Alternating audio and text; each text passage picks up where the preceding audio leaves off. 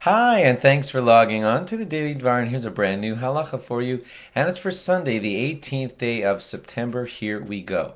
Usually, in a typical year, this year the calendar is going to work a little differently, but usually in a typical year, we have 2 days of Rosh Hashanah, and that's the first and the second day of Tishrei. And then on the third day of Tishrei, we have Tzom Gedalia, the fast of Gedalia.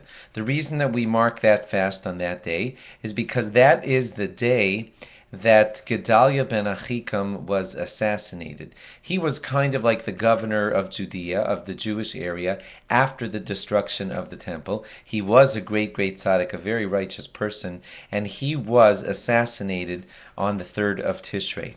Now, there are a lot of sad times on the Jewish calendar when the great Jewish people died or were killed, and we don't mark them all as fast days, but we specifically mark the death of Gedaliah ben Achikam as a fast day, and that's because it was not only the death of a tzaddik that happened on that day, a righteous person, but also it was the end of an era. There were Jews still hanging on after the destruction to the area of Judea, but then it was pretty much lost to them, and everyone abandoned the area after this was like the last vestige of hope for the people to remain alive in the land of Israel. And then after his killing, then the last of the few people that had remained fled, and that marked the end of the era of the Jews living, at least for that era, inside of the area where the temple, at least around the area where the temple used to be. And so we marked forever the sadness of that day on the 3rd of Tishrei.